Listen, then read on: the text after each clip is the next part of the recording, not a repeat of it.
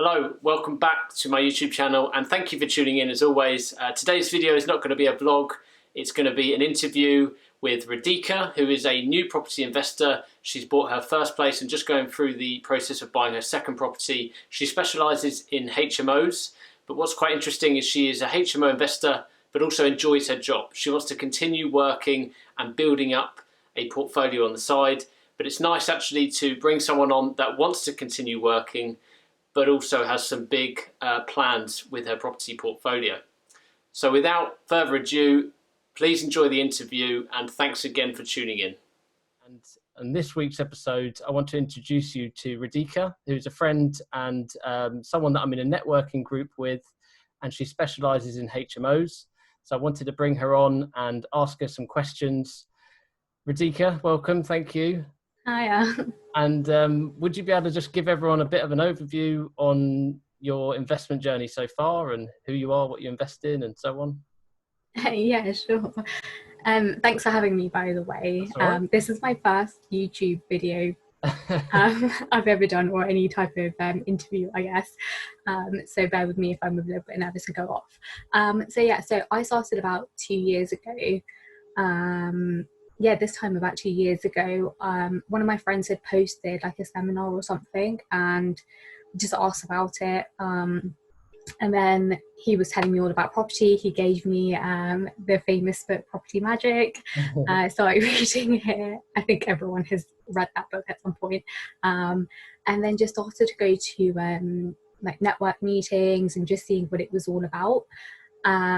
And then at the same time, my aunts, who are now my business partners, were also investing in property, and we were kind of doing our own thing at that point in time. And she met with the sourcer in Burnley in Lancashire, which is about 200 miles away from London and from me. So we just got in touch, found the area. It was quite cheap to buy.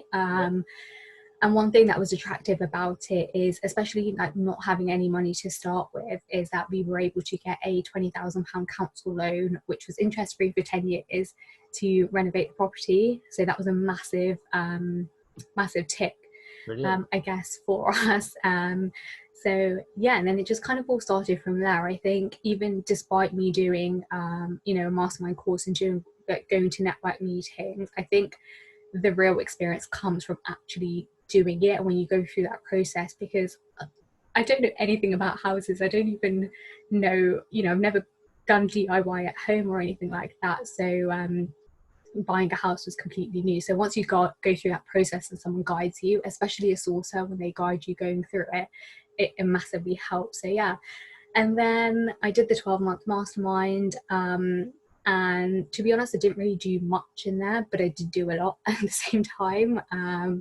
I guess it was all just finding your strategy and where you wanted to invest. I was from London. I mean, I could invest in London, but I didn't want to because it was just large deposits.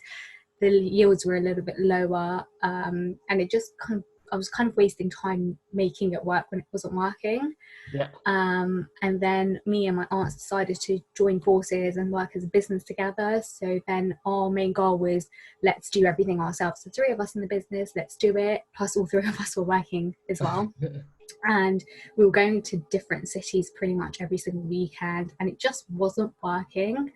So then we ended up spending a good 6 months trying to find some sources to work with. And we finally found our perfect sourcer who we're working with right now, who we're going through a deal with at the moment, and 2 we're going through planning. So yeah, fingers crossed and touching wood.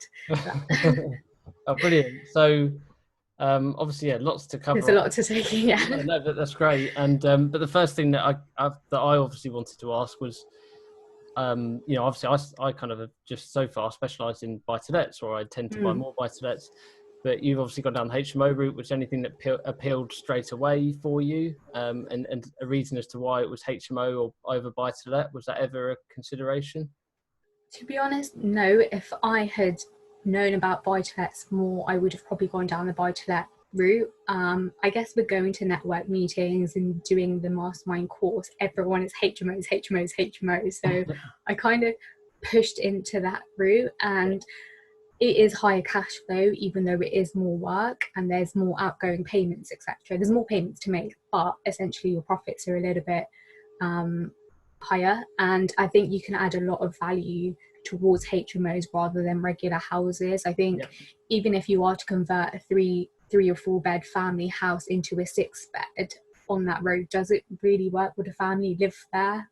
I don't really know. I haven't done that research, so I don't know, but yeah.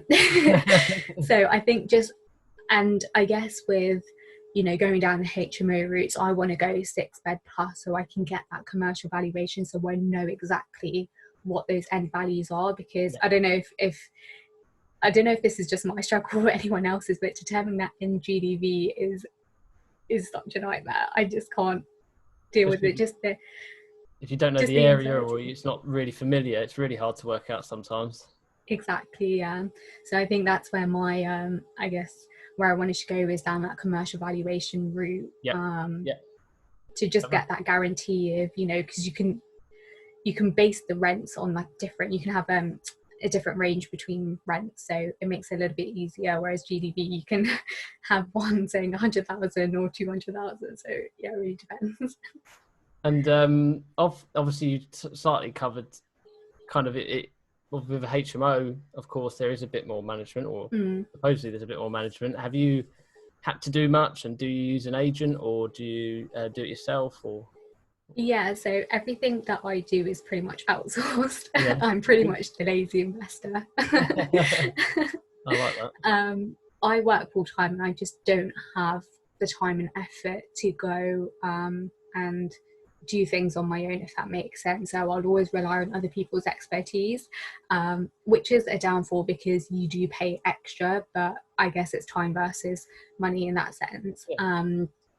So everything is outsourced. I use a management agent, management company to let out my property, and that pretty much my whole journey of buying that first property and working with sources has pretty much been outsourced, because they provide that full package. So even going through the refurbishment loan that I took out on the first property, that was all the paperwork's done for. I just had to read over it and sign and make sure everything's okay. Even applying for a selective license, that was all outsourced. I just had to read through some paperwork and that was pretty much it. Brilliant. Yeah.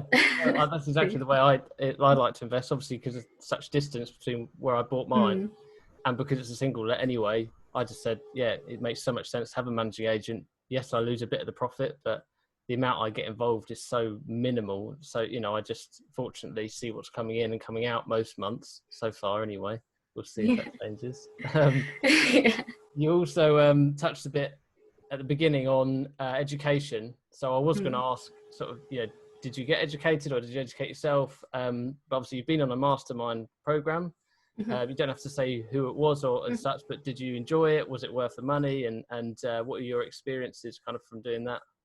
Yeah, I ask this question to myself all the time, and when people ask me, I don't really know the answer, if it was good or if it was not good.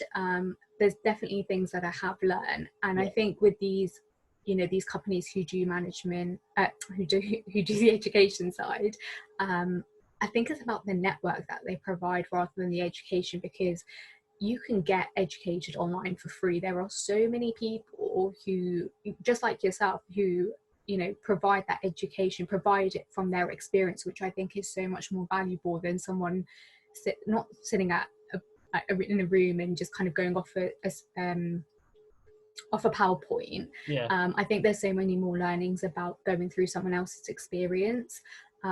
So having that is definitely a bonus.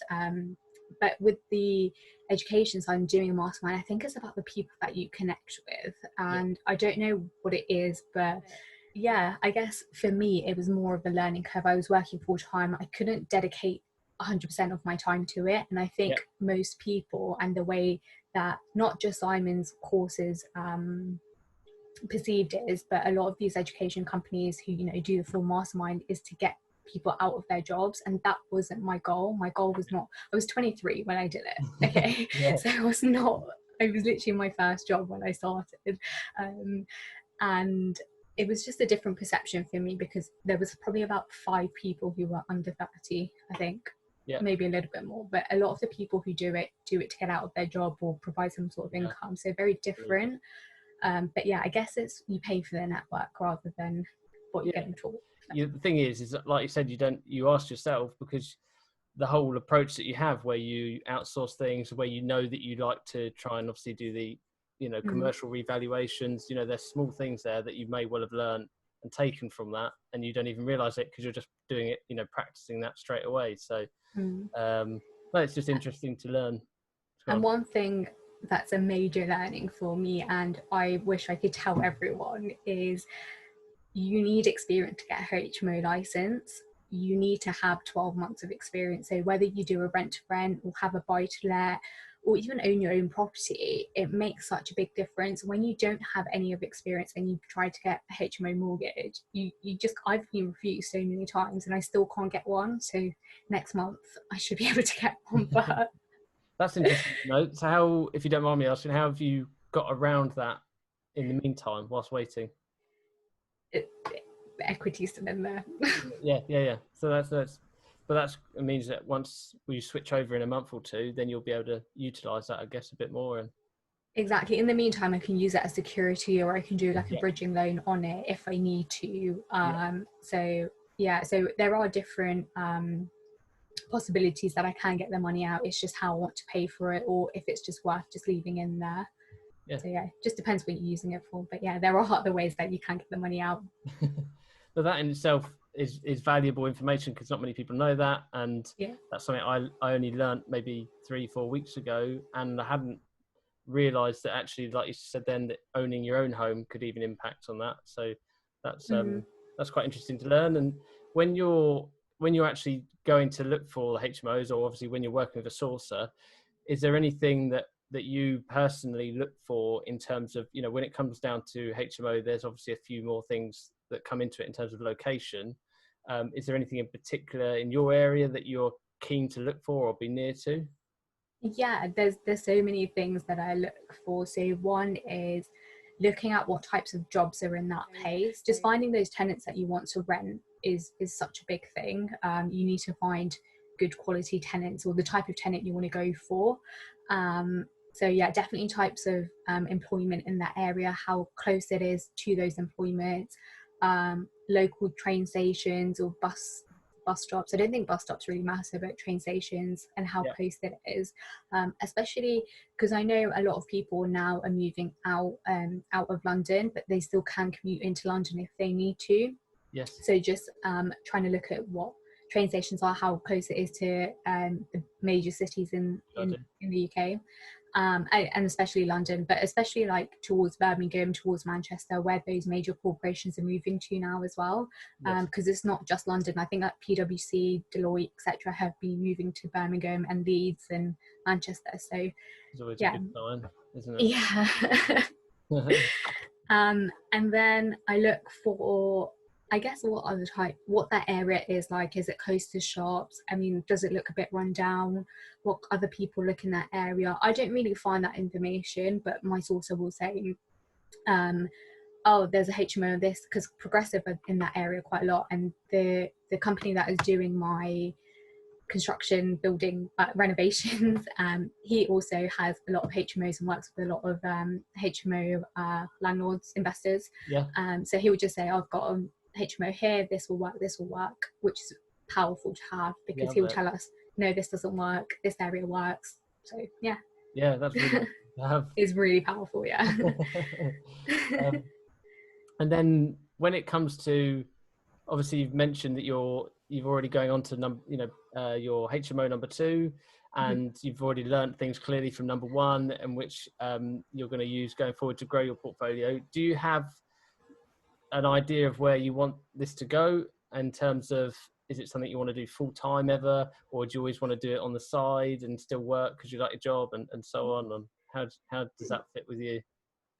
So right now I would preferably leave it to part-time. I mean, as I said, I'm the lazy investor. I don't really have much to do with that side Yeah, because I just outsource everything. I leave it to the experts.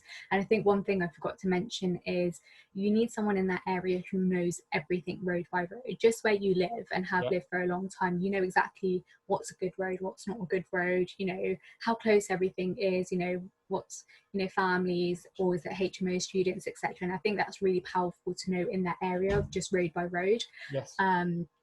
So for me, unless I do that near where I live, I'm probably not going to go into property full time.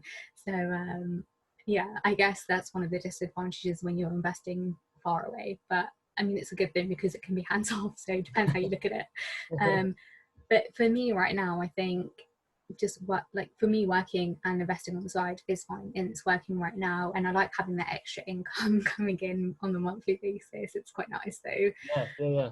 I guess I need to reach to a certain point where money doesn't matter, if that makes sense. Yeah, Not that it should, but it just doesn't matter. yeah. Where you're not so bound by your finances, I guess. Yeah, Yeah. correct. Yeah. Mm. So with that in mind, I don't know if you've worked it out yet, but do you know roughly how many houses or anything, you know, in terms of a goal or anything that you've got set up like that? Yeah, so as a business, we sat down a couple of weeks ago, or months ago even now, and just kind of wrote down what a plan was. And we set out that we want 500 units, so 500 rooms essentially. It doesn't matter if it's SA or HMOs or buy-to-let even, Yeah, but we want 500 rooms as a company within 5 years. And yeah, that's where we want to go. Just that brilliant. financial freedom. That's what I was trying to get at. Yeah, Just yeah, having that financial freedom and you know it's up to you whether you want to work or whether you want to do a side business. It's up to you, it's not up to your finances. yeah, yeah, yeah. I agree. But it's good to have a nice combination of a lofty goal, but it's somewhat, you know, it's achievable as well. You know, it's trying to find that balance, I guess, isn't it, between the two? Exactly, yeah. Yeah. Um, and obviously just conscious not to keep it too long because I want to, you know, make sure everyone gets loads of value from it, but it's not drawn out too long. But one thing you've covered straight at the beginning was sourcer, you know, using a sourcer because you're more of a part-time investor, which is nothing wrong with that. It's if you realize that that's what you want to do and that's your goal, I think it's brilliant if you know exactly how you want to invest. But when it came to, you mentioned, you know, kind of like interviewing and finding the right sourcer, is there anything with sources that you found to be, or I guess, how do you whittle them down to find the perfect sourcer? What do you look for in sources? Yeah, good question. There's so many things because if you've ever gone to a network meeting and you say you're looking for sources, you will have 15 to 20 people jump at you saying, I source this, I source that, I source this. And for me, a big no is someone invest unless they have tons of experience, but someone who hasn't sold that many deals and they're sourcing deals away from where they live is a big no. That's a big red flag for me, just because I feel like they don't know that area as well as they think they do. And like I mentioned, I want to know every single road. You know, if I send on Rightmove or Zoop, I see this property and I send it to my sourcer, I want them to say, no, this is not a good area. Maybe that side of the road isn't good. If you look a few doors down, then that would be good. I just need someone to know that area inside out. Yeah. Like, yeah. So in a way, Uh, someone that's a specialist is better than someone that covers loads of areas. yeah. Yeah. Yeah. And I think that's the road that we wanted to go down with, is just having someone who's specialist in that area, just knows it inside out and can just be straight with us and tell us. It's someone who's not just trying to take our money, but someone who's actually helping us reach our goals. Because I love someone when someone tells me no, that doesn't work. That's it. It's like music to my ears. So because the worst thing is someone telling you, yeah, that's a good area, and you lose your money, and Yeah. it's your money that, and you're the investor, you're buying it. It's up to you. That's also just providing a service, and it's up to you whether you listen to them or not. So that's one thing. I could go into so many different things, but That's good. I think building a trust with your sourcer Yeah. and not jumping into a relationship really quickly is key, because we spent, I think, a good few weeks building a solid relationship with our sources at the moment, and we trust their team. They have a team built in place. They have an architect, they have someone who does the renovations, who is a massive who is a massive person in property, and we've seen all of his designs, and he's just an amazing guy. They're in with the HMO council. They just know everyone in that area, and we started building relationships. Like, we would drive to Peterborough and just have lunch with them. We would do phone calls with them. And I remember my aunt, my business partner, she found them on Facebook and was like, no, let's not find anyone on Facebook. Let's build relationships. I was so skeptical, because you just go through so many sources. Like, some of them are just crap. Not all of them. Not all of them, but some of them are just pure crap, and it just demotivates you when you are looking for that source there. But just building that relationship, just go out, have coffee with them, get to know them, know a little bit about their family, what their goals are, who they've been working with, what's their past experience, how many deals they've sold, etc. The list can go on, but I think just as long as you trust them and they trust you and they can help you, I think it's so powerful.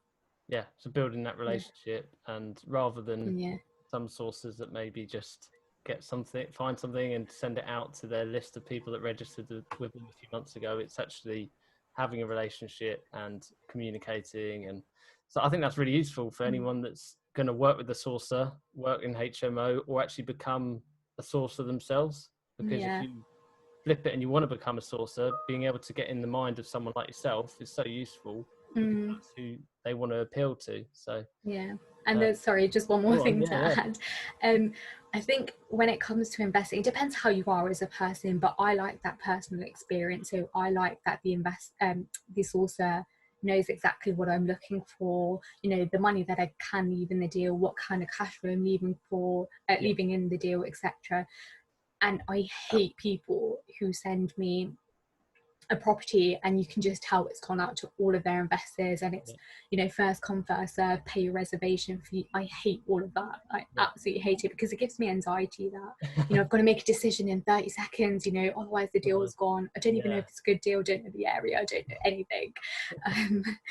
And I think just having that personal relationship with them, they know exactly what I'm looking for, and they give you time to analyze the deal. They give you time to even if they send it out to 3 or 4 investors, they still give you that time to go and analyze the deal, see if it works for you, is it a good area, and do your due diligence. And I think that's a massive bonus, instead of you have 30 seconds to make a decision. So well, that's thinking from a source's perspective as well, the long term, isn't it? Because they could probably sell it really quick if they just send it out to their database, but if they build a relationship with you, you might buy 2, 3, 4 houses down the road with them.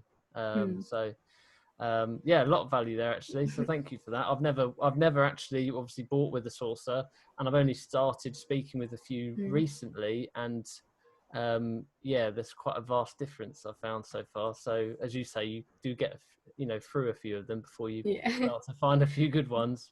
You know exactly what you're talking about. Like, you know exactly what I'm talking about when you go through it yourself, when you're like, who is this guy? Does this guy know property? I'm confused. So but no, that's a really good background on your experience, and for someone getting into HMO. As I say, I want to keep it quick, otherwise I'd genuinely have you on for an hour or two, because you're giving a lot of tips. But how can anyone find you or reach out to you with questions or network with you? What's the best way? Good question. I should actually really sort my social media, but I started out a blog which actually just turned into an Instagram account. But so it's all about property blog, and you can find me on there. Just shoot me a DM and I'm probably more responsive. Probably not responsible on Facebook, just because I get about 50 random requests a day, but mostly Instagram now. Brilliant. Well, thanks so much again. I really appreciate it. And no, thank you so much for having me.